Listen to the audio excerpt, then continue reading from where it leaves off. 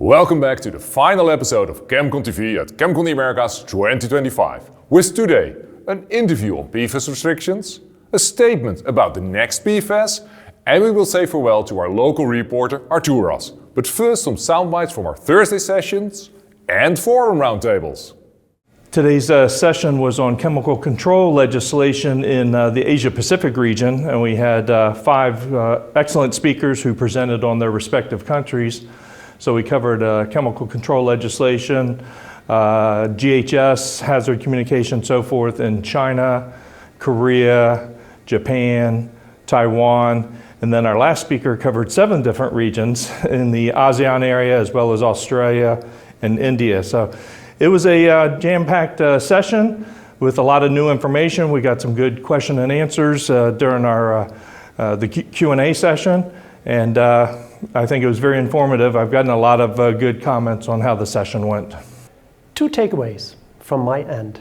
First, for the time being, investors do not understand chemicals business. So we need to better align so that they understand our business. Second topic is about the transformation towards higher sustainability performance. This is a longer transformation, and we need, as it is multifaceted, to have a good understanding of those aspects which really matters. We have to set goals and we need to follow up on it in the entire company, and we need to be transparent to all the stakeholders.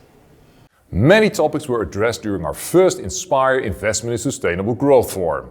These inspiring roundtables will be available for you to watch on our YouTube channel in April. In spring, it's always great to go for a walk in the park. My favorite park here in Boston and America's oldest public park is Boston Common. Arturas, can you show this fabulous park? Sure, here it is. Let's go there via the Massachusetts State House.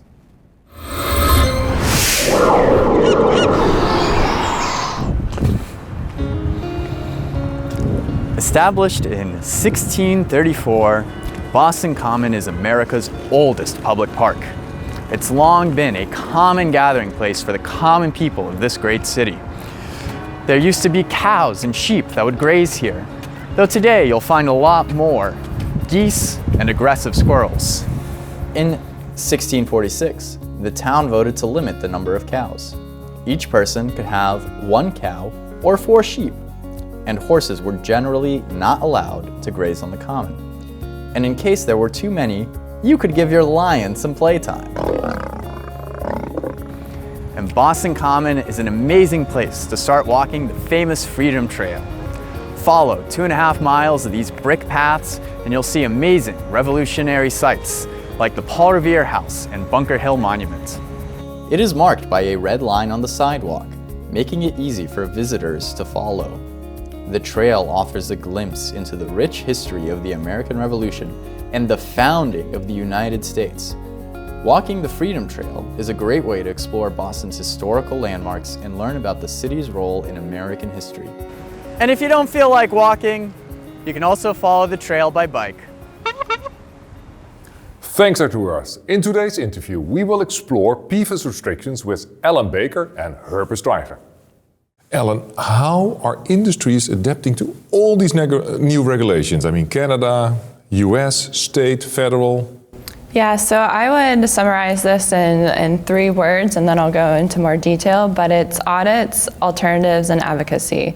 So companies are taking a good look and auditing their current supply chain, what their products contain, in order to understand where PFAS are within their supply chain. I think that's number 1. In order to adapt, you need to know what you have. They're looking into alternatives already, the writings on the wall as far as restrictions being put into place or bans with certain products. And so it takes a very long time for alternatives to be developed, especially when you're trying to find alternatives that are not going to be a regrettable substitution. You don't want to replace a PFAS with something that's equally or worse for the environment and human health. And then advocacy in the sense of communication within your company, advocacy with your external stakeholders, advocacy with the regulators even, to ensure that your products are being considered or definitions are clearly defined. So those are definitely great ways that companies are adapting to these new regulations. Okay, so basically PFAS is rated AAA. Audits, alternatives, and advocacy. Yes. Nice. I like that. Herb, anything like to that. add here? Well, I mean, it depends. Seems to me it depends on whether you're a company that has consumer-facing products. If you're a company that has consumer-facing products, you're certainly aware of all the litigation that's ongoing, and so I think those companies are really working to eliminate the PFAS from their products. I mean, PFAS is needed in some industrial situations. You can't avoid it.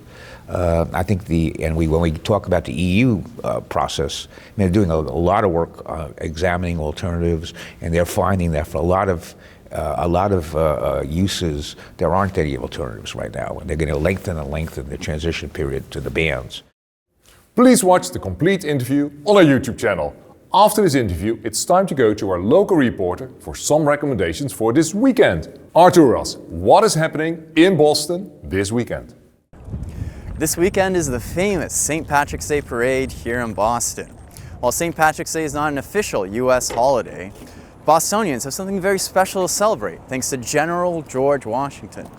You see, on March 17th, 1776, was the famous Evacuation Day, when General Washington's clever maneuvering of cannons to Dorchester Heights was able to force and surround the British position, forcing all of the soldiers to leave the city and liberate Boston. And in order to ensure no British spies remained, General Washington made St. Patrick the passphrase to safely go through the city. No passphrase needed for today's statement of the day with Rui Resendes of Changed Chemistry. But Rui, we could use some guidance on safe alternatives to PFAS and other substances. Well, PFAS, notwithstanding all the challenges around it, is a remarkably versatile material, which makes identifying alternatives that much more challenging. But fortunately, we're starting to see some progress made in certain application areas, like durable water repellent coatings, like nonstick cookware, like surface treatments for the paint industry. So there is progress being made. Today we will talk a lot about PFAS. Is there already a new PFAS on the horizon? Unfortunately, there's several new PFAS on the horizon. As academic studies continue to come out, consumer awareness continues to heighten. As economic externalities that are associated with specific chemicals of concern start to get quantified, you're really forming the perfect storm for the next PFAS. And your statement is? The next PFAS is not a question of if, it's simply a question of when.